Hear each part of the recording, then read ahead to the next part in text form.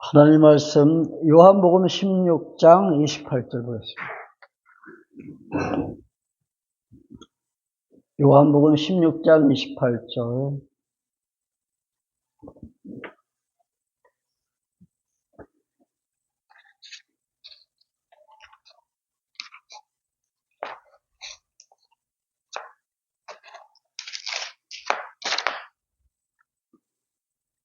내가 아버지에게서 나와 세상에 왔고 다시 세상을 떠나 아버지께로 가노라 하시니.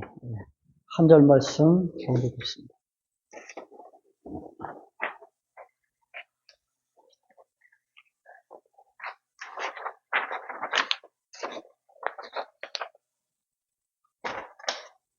여기가 복음서 하면은 이제 마태, 마가, 누가, 요한 복음을 복음서라고 복음서라고 하는데, 그 중에서 이제 마태, 마가, 누가를 사람들이 공간 복음이다 그렇게 말하고 있습니다. 같은 내용이 이제 수록이 돼서 공간 복음이라고 이렇게 이야기를 하는데, 사실 공간 복음이라는 말은 조금 좀 문제의 소지가 있다 그랬죠. 같은 관점으로 본다, 공간, 그렇죠? 그러나 사실 우리가 지금 살펴보고 있는 사복음서는 서로 다른 시각에서 우리가 접근을 하죠. 다른 관점이라는 얘기입니다.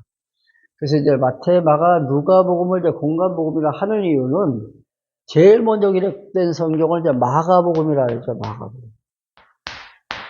그래서 마가복음을 이제 보고서 마태나 또는 누가가 베꼈었다. 아마 90% 정도를 아마 그대로 베꼈었다고 그렇게 말을 합니다. 그래서 이제 마태, 마가, 누가에는 같은 내용들이 이렇게 중복되어 있습니다. 그러나 요한복음은 한 10% 정도, 마가복음에 있는 내용은 한 10% 정도밖에 기록이 되어 있지 않습니다. 그래서 이제 우리가 이제 요한복음이 언제 쓰여져 있는지, 또 요한복음을 기록한 저자에 대해서 간단히 말씀을 드리겠습니다. 오늘 우리가 이제 요한복음을 공부하는데, 요한복음의 주제는 본성으로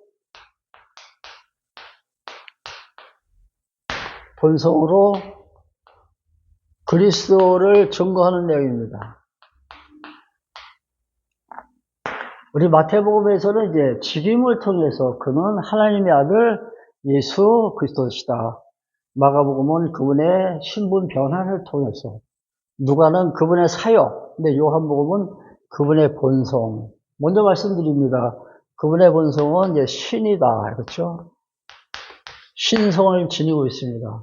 신성을 지닌다는 것은 신적인 권위, 신적인 능력, 신적인 섭리를 갖다 의미합니다. 자, 이 요한복음이 언제 기록되었냐면은 주후 한 66년경. 이때 사실 이 당시는 이스라엘 백성들, 즉 유대 백성들이 로마의 통치하에 있었습니다.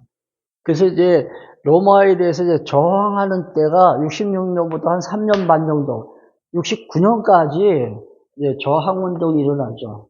그 이스라엘 백성 측에서 보면 이것은 하나의 독립운동이고, 로마 측에서 보면 반란 행위였습니다. 한 3년 반 동안 이제 저항을 했는데 끝내 이스라엘 백성들이 패하죠. 그래서 완전 이제 로마가 유대를 갖다 정복하고 이스라엘은 이제 이때부터 분산되기 시작합니다. 이스라엘 성전까지도 다 회파되죠. 이때가 바로 70년입니다. 주 70년에. 근데 이 70년 이후에 이 요한복음이 기록이 됐어요.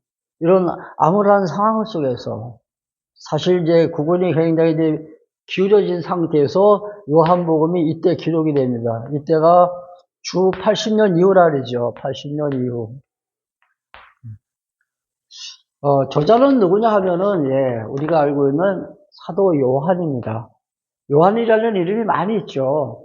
이 사도 요한, 즉, 예수님 이전에 침례 요한이 있었습니다. 침례 요한. 예수님보다 한 몇 개월 앞서 오셨잖아요. 그렇죠? 침례 요한이 있고 이 기록한 이 요한복음을 기록한 저자는 사도 요한입니다. 근데 이 사도 요한이 누구의 제자였냐면은 예수님 만나기 전에는 이 침례 요한의 제자였어요. 그래서 요한을 따라다니면서 침례 요한을 따라다니면서 회개를 갖다 촉구하죠. 침례 요한은 광야 생활을 합니다. 그렇죠? 메뚜기와 석청을 먹어가면서 이제 복음을 갖다 예수님 오실 길을 평탄케 한 자가 바로 이제 침례 요한인데 회개를 갖다 촉구하죠. 이 일에 같이 동력한 자가 바로 요한, 사도 요한입니다. 예수님 만난 이후에는 이제 예수님의 이제 제자가 되죠. 그래서 기록한 저자는 누구다? 사도 요한입니다. 물론 저자는 하나님이시죠. 우리가 늘 말씀드리지만 사도 요한은 기자다. 그렇게 우리가 이해하면 좋겠습니다. 침례, 요한은 예수님께 이제 세례를 베푸잖아요. 침례를 갖다 베풉니다.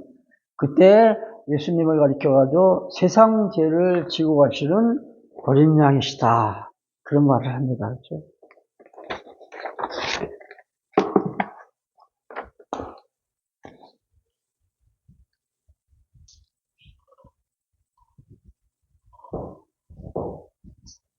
자, 이제 요한복음 1장 1절을 이제 우리 너무 잘 알고 있는 말씀이니까 우리 안 보고도 알죠. 태초에 말씀이 계시니라. 1장 1절. 태초에 말씀이 계시니라. 이 말씀이 하나님과 함께 하셨으니 이 말씀은 곧 하나님이시다. 근데 이 말씀이라는 게 헬라어로 로고스입니다. 이 로고스라는 이 단어는 사실은 철학적인 용어예요. 근데 태초에 말씀이 계셨다 할 때 이 말씀이 곧 하나님이시다 그랬잖아요. 그렇죠? 하나님과 함께 하셨으니 곧 말씀은 하나님이다. 이제 우리가 이제 말씀이라 하면 로고스죠. 예수 그리스도를 가리킵니다. 그 예수 그리스도가 언제 태초에 말씀이 계셨느냐 하죠. 태초에. 자, 천지를 창조하실 때. 그러면 이 시점에 예수 그리스도가 오셨냐? 아니죠. 태초라는 것은 이 영혼을 의미합니다. 영혼 태초를 말하는 거죠. 그러니까 이때 예수님이 로고스로 계셨다는 얘기죠. 말씀으로. 일단 좀 더 자세히 이제 말씀을 드리겠습니다. 우리 그동안 공부해서 알듯이 마태복음은 예수님의 족보를 갖다 어디서부터 시작하죠? 마태복음에서는 아브라함과 다윗의 자손 예수 그리스도의 세계다. 아브라함으로부터 시작해가지고 어디까지 가요? 예수까지 갑니다. 그러나 또 우리가 알고 있는 누가복음에는 어디서부터 시작합니까? 예수부터 시작해가지고 예수의 그 위는 요셉이고 요셉의 위는 누구고 이렇게 쭉쭉 나가죠. 그러다가 아담까지 갑니다. 아담. 근데 그 위는 하나님이시다. 하나님이시다. 하나님까지 올라가죠. 그러니까 이건 이제 인간으로부터 시작해가지고 그리스도의 그 족보를 갖다 계보를 이렇게 쭉 이어가는데 이 요한복음은 안 해요. 자, 이 근원부터 시작합니다. 근원. 이 아브라함이나 또는 다윗으로부터 시작되는 것이 아니고 또 예수로부터 시작해가지고 역으로 하나님까지 이렇게 올라가는 것이 아니라 이 그리스도, 즉 말씀에 대해서 설명할 때 근원부터 시작한다는 얘기죠. 이게 뭐냐면 태초에 말씀이 계시니라. 즉 영원 태초라고 분명히 말씀드렸습니다. 이 창조 시점이 아니라 영원부터 존재하신 분. 즉 그래서 우리가 그분을 영존하시는 분이다 했죠. 영존하시는 분이다. 영원부터 존재하시는 분이다. 자, 우리가 영원하신 그 하나님의 형상을 우리는 알 수가 없습니다. 그렇죠? 하나님이 형상이 없으시니까 우리가 하나님이 어떻게 생기셨다 누구도 말할 수 없다는 얘기죠. 그래서 이제 그 하나님의 그 존재를 어떻게 표시하냐면은 말씀으로서 표시하는 거예요. 그래서 이 로고스는 존재의 형식, 존재의 방식, 존재의 형식입니다. 자, 이 로고스가 굉장히 이제 힘들어요. 다음 시간에 다시 한번 이 말씀에 대해서만 한번 우리가 살펴볼 겁니다. 이 말씀에 대해서 1시간 동안 다시 한번 자세히 살펴볼 텐데 오늘 간단히만 말씀드릴게요. 자, 이 말씀은 우리는 어느 그러니까 그 윗사람이 할 때는 말했다라고 하지 않고 말씀하셨다 그러잖아요. 그러니까 언어의 하나의 수단, 그걸 우리가 말씀이라고 하는데 그 말이 아니에요. 그 언어가 아니라는 얘기죠. 이 말씀은 뭐예요? 하나님의 존재 방식이다. 존재 방식이다. 하나님은 어떻게 당신이 어떻게 존재해야 하는 것을 드러내냐면 당신의 뜻과 당신의 생각과 당신의 계획을 갖고 계신 분이다. 예. 이게 로고스예요. 쉽게 얘기하면은, 자, 이 말씀 로고스는 하나님의 뜻이고, 하나님의 생각이고, 하나님의 계획이다. 이 계획을 하나님께서 인간 아담에게 드러내신 것이 우리가 알고 있는 언약입니다. 언약. 자, 하나님은 어떻게 존재하신다고요? 말씀으로 존재하시는데 이 말씀은 존재 방식이라 했잖아요. 잘 이해하세요. 자, 근데 이 말씀은 하나님의 뜻이고 하나님의 생각이고 하나님의 계획이다. 하나님께서 생각하신 당신의 뜻을 드러내신 것이 언약이다. 언약이다. 이해가 되시죠? 예. 다음 시간에 말씀에 대해서 아주 자세하게 우리 다시 한번 살펴볼 겁니다. 요한복음은 다른 복음서와 같이 우리가 쉽게 이렇게 이해하기가 좀 힘들어요. 왜? 요한복음에는 뭐 영혼이니 생명이니 뭐 이런 단어들이 많이 나옵니다. 나는 생명의 근원이다. 나는 생명의 떡이요. 나는 생수다. 등등. 어떻게 보면 좀 우리가 추상적인 그런 개념같이 들리잖아요. 그렇죠? 고차원적인 그런 단어이기 때문에 쉽게 이해하기가 쉽지는 않습니다. 예. 자, 우리 읽은 요한복음 16장 28절이 요절 말씀입니다. 다시 한번 읽어볼게요. 16장 28절. 내가 아버지에게서 나와 세상에 왔고 다시 세상을 떠나 아버지께로 가노라. 자, 내가 어디에서 왔어요? 아버지. 누구를 가리킵니까? 하나님이죠. 자, 당신이 하나님의 아들이라는 얘기예요. 그러니까 요한복음은 본성을 통해서, 그렇죠? 나는 원래 신이다. 나는 요셉의 아들로 왔지만은 나의 본성, 본래의 성품, 본래의 권위, 신적인 권위를 지은 것은 난 신이다.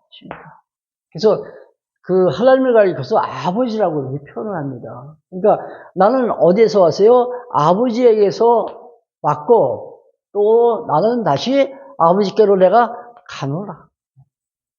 이게 요한복음의 내용이에요. 전반부는 아버지께로부터 오신 그리스도, 후반부 가면은 다시 아버지께로 가시는 그리스도. 이게 요한복음 전체 내용입니다. 우리 전도사님 계실 때 요한복음 한 1년 이상 하신 것 같은데, 사실 전도사님의 강의는 우리가 공부하는 성경 신학의 관점에서 보면 너무 빗나갔어요. 이 어떤 구조로 우리가 접근해서 그리스도를 우리가 살펴보는 것이 아니라 그냥 부분을 발췌해가지고 이렇게 그동안에 강의를 많이 하셨더라고요. 근데 이 요한복음은 전반부는 오신 그리스도, 후반부는 다시 가시는 그리스도예요. 어디로? 하나님께로 다 돌아가신다고요. 본향이 어디예요? 하나님 품이죠. 왜? 그분이 하나님이시니까. 태초에 말씀이 계시라. 이 말씀이 하나님과 함께 하셨다 할 때 이 함께라는 것은 어떤 영역 가운데 하나님과 그리스도가 두 분이 같이 존재하는 것이 아니라, 이게 아닙니다. 이게 아니라 그냥 하나님이 그리스도고 그리스도가 하나님이에요. 요한복음의 특색을 보면은 어떤 관계에 대해서 많이 설명을 합니다. 내 안에 하나님 안에 내가, 너희는 또 내 안에, 등등 해가지고 관계 설명을 엄청 많이 해요. 우리 누가복음에서는 특색이 뭐였습니까? 누가복음? 사실대로, 그쵸? 아주 팩트를 갖다 설명할 때 자신의 어떤 견해까지 이렇게 투사하면서 설명했잖아요. 그러니까 그 육과 원칙에 따라 가지고 아주 자세히 사건을 갖다 설명했습니다. 그리고 마가복음은 그냥 팩트만, 어떤 뉴스를 전하는 앵커 같이 그냥 팩트만 그냥 자기의 주관적인 견해는 전혀 집어넣지 않고 사실만 이렇게 설명하죠. 그리고 마태복음은 특색이 뭐예요? 마태복음은 무엇을 근거로? 예언을 근거로, 그렇죠?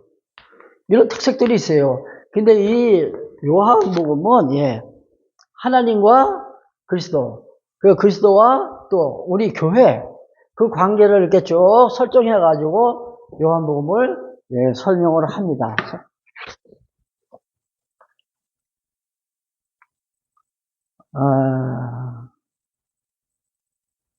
자, 우리 1장 1절 한번 보실래요? 요한복음 1장 1절.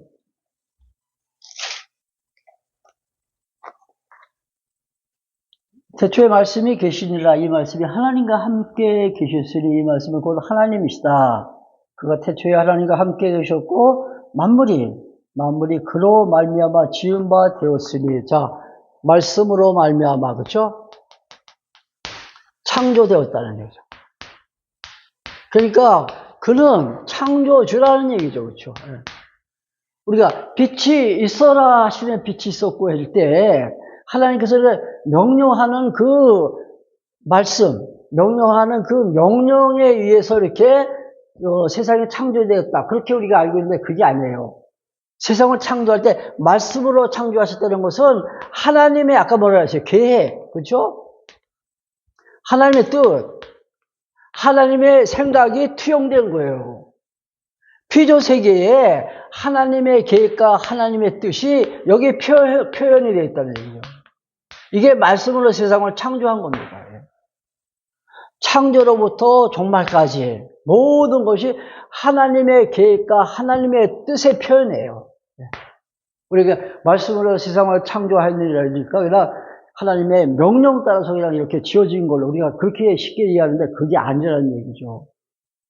다시 말씀드립니다.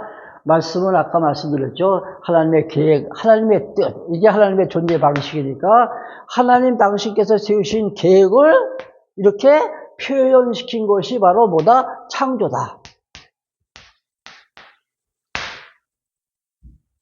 이해되죠? 자, 그는 세상을 창조하신 창조주요. 그 다음에 또 나오죠. 3절.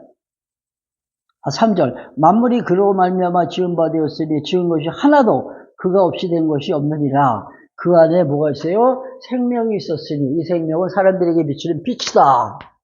그 안에 뭐가 있어요? 생명이 있으니 이 생명은 사람들에게 비추는 빛이다. 생명의 주관자라는 얘기죠. 죽이기도 하고 살리시기도 하시는 분. 그분이 바로 말씀 대신 그리스도라. 즉 로고스라는 얘기입니다. 우주 만물이 다 생명이 있습니다. 우리가 그 공부할 때 처음에 옛날에 공부할 때는 생물, 그다음에 무생물 이렇게 나눴잖아요. 무생물은 돌 같은 바위 돌 같은 생명이 없는 그런 바위 돌 같은 건 무생물이라고 했는데 지금은 무생물이라는 단어를 안 씁니다. 이런 말은 모든 것은 다 뭐가 있어요? 생명이 있어요. 그래서 이 말씀 대신 로고스, 즉 그리스도가 바로 생명의 근원이다. 빛의 원천이다. 빛을 비치면 에너지가 발산이 됩니다. 에너지가. 그러니까 빛이 없으면 우리가 살아갈 수가 없어요. 그러니까 빛이 있어야만이 생명이 어떻게 돼요? 존재할 수 있다는 얘기죠. 그래서 그가 생명이시고 그는 사람들에게 비치는 빛이다 했을 때 우리의 생명을 주관하시는 분이 바로 말씀 되신 그리스도. 그가 바로 우리에게 생명을 유지할 수 있도록 그 빛, 에너지를 갖다 공급해 주시는 분이라는 얘기죠. 그가 생명이시고 그가 빛이시다.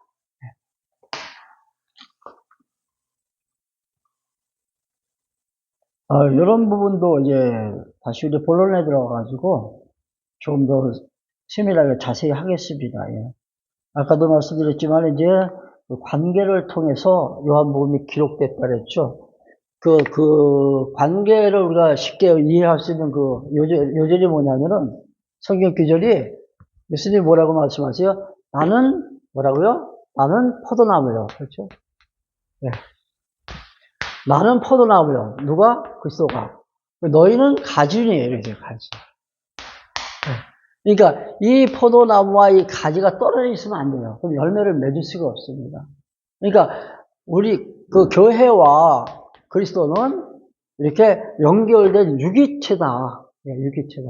떨어질래 떨어질 수 없는 불가분의 관계다. 네. 이것도 관계를 설명하는 겁니다.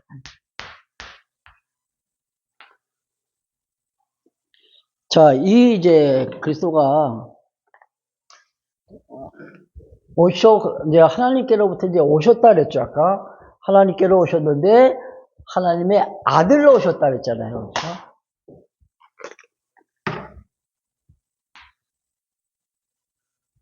아버지에게서 내가 오고, 다시 아버지에게로 내가 가노라. 그렇죠? 그러니까 하나님의 자신을 아들이라 그랬거든요. 그래서 이 하나님의 아들이라는 것이 구약 성경에 예언이 되어 있습니다. 하나님께서 당신의 아들을 보내주실 것이 이 구약 전체에 예언이 되어 있다는 얘기죠. 우리 누가복음 24장 지난 시간에 우리 살펴봤나요? 24장 44절부터 율법과 저희 구약이잖아요. 율법과 시와 선지서에 기록된 내게 대하여 기록된 모든 것이 이루어져야 하리라. 그러니까 구약 성경에 있는 모든 내용은 다 내가 누구를 보내주겠다? 그리스도를 보내주겠다. 메시아 보내주겠다는 하나님의 약속입니다. 언약이다. 근데 이 약속된 이 그리스도가 바로 하나님의 아들이라는 것이 창세기서부터 나옵니다. 창세기서 하나님께서 이제 아담을 주시죠. 아담을 주실 때 당신의 뭐로? 당신의 형상 따라 주셨다 했죠. 형상 따라. 형상이라는 것은 DNA가 같다는 얘기입니다. 그렇죠? DNA가 같다는 얘기예요. 즉 아담은 하나님의 형상 닮아서 오셨는데 태어났는데 이 아담이 곧 누구의 모형이다 그랬습니까? 아담은 오실 메시아에 대한 모형, 그림자다. 이 아담이 하나님의 아들로 지금 하나님의 형상 따라서 지원받았는데 이 아담을 가리켜서 장차 약속된 메시아 그리스도에 대한 모형이다 했습니다. 계속해서 이제 나오는 것이 출애굽기 6장에도 우리 잘 알고 있는 너희는 내 백성이다. 그렇죠? 6장 7절이죠. 나는 너희 하나님이고 너희는 내 백성이다. 이것도 역시 하나님의 아들이라는 뜻입니다. 그리고 또 이어서 나오는 게 시편 2장 7절입니다. 2장 7절에 보면 내가 너를 낳았도다. 그래서 너는 내 아들이다. 그런 말씀이 있죠. 이사야 7장 14절. 처녀가 아들을 낳으리니 그 이름을 임마누엘이라 하리라. 그렇죠? 이 처녀가 누구를 낳아요? 아들, 즉 그리스도를 낳으리니 그 이름을 임마누엘이라 하리라. 내가 너와 함께 하리라. 그런 뜻이잖아요. 그렇죠? 그러니까 이사야서 7장 14절에도 아들을 하나님께서 약속하시죠. 또 하나 중요한 부분이 이사야 9장 6절입니다. 이 말씀 한번 우리 살펴볼게요. 이사야 6장 9절. 이사야 9장 6절 한번 펼쳐보세요. 이사야 9장 6절입니다.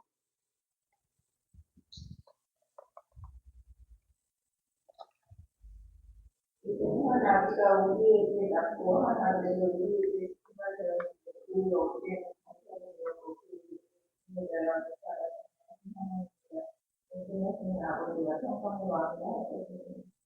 이 말씀 어디서 본 기억 안 나나요?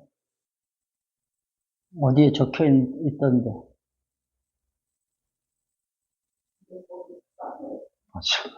그렇게 기억하네. 정정리 그 카페에 우리 나오면서 사장님이 걸었다고 이렇게 우리한테 소개해줬잖아요. 이 말씀을 적어놓은 거예요. 이사야 9장 6절 말씀. 그 사장님 참 신앙이 참 어떤지 확실히 모르겠지만은 이 말씀 보니까는 그래도 많이 돈독한 신앙을 가졌다라는 생각이 들더라고요. 자, 이는 한 아기가 우리에게 낳고 누구죠? 예수 그리스도죠. 한 아들을 우리에게 주신 바 되었는데 그 어깨에는 정사를 메었다. 어깨에 정사를 메었다는 것은 모든 만사를 그가 어떻게 해요? 주관하신다는 뜻입니다. 만사 만물을 주관하시는 분이 바로 그리스도라는 얘기예요. 통치자다. 그의 이름은 기묘자다. 모사라. 기묘자 모사라는 것은 바로 계획하고 구상하고 섭리하는 분이라는 얘기입니다. 기묘자 모사. 계획하고 구상하고 섭리하시는 분. 어깨에 정사를 메었다는 것은 만사 만물을 그가 주관하고 다스린다는 얘기죠. 그리고 그는 전능하신 하나님이다. 전능자다.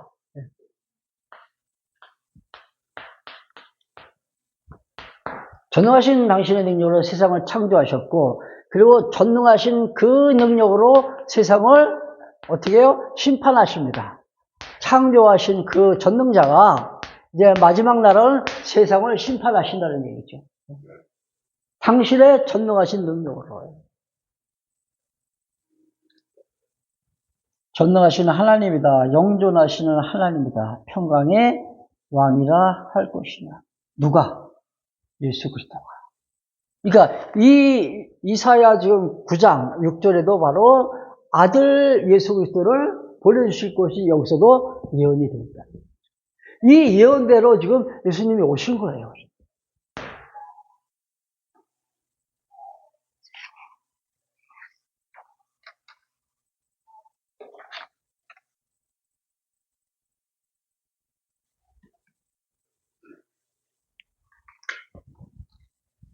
내용 설명에 대해서는 다음 시간에 할게요. 내용 설명. 전체적인 개략적인 그 윤곽은 오늘 말씀드렸고, 내용은 이제 아까도 이제 소재에서 말씀드렸듯이 아버지께로 오심,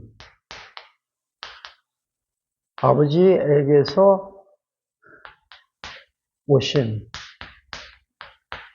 그리스도, 아버지께로 가시는 이런 내용이 되어 있습니다. 요한복음. 예. 하나님의 아들이라 했잖아요. 아버지께로 오신 분이 하나님의 아들이다. 지금 간단히 살펴봤는데, 이 아들이라는 것도 구약의 예언대로 하나님의 아들로 오신 분이 바로 그리스도다.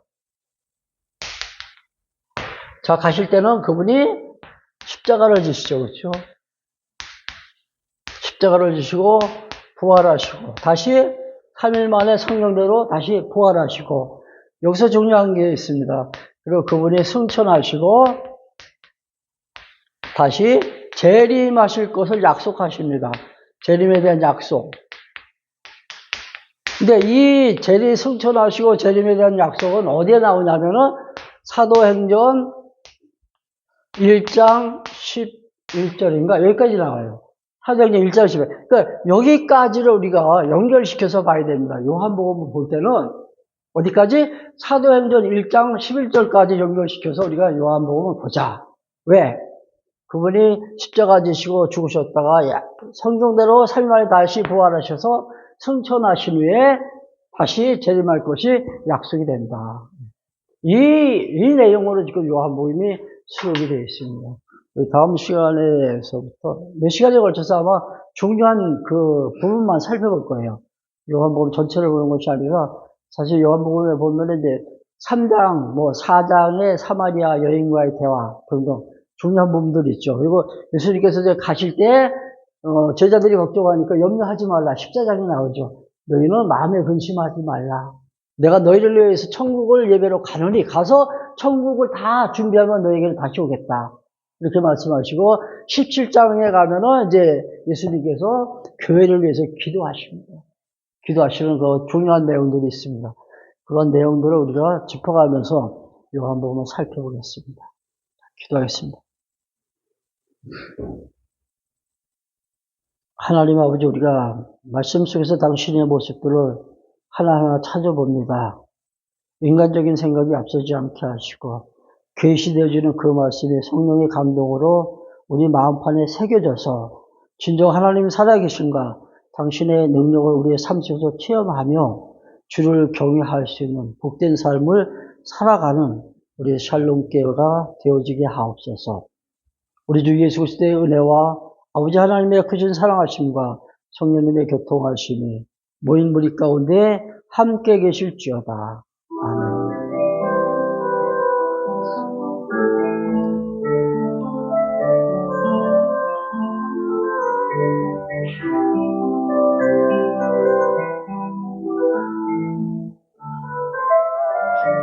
감사합니다.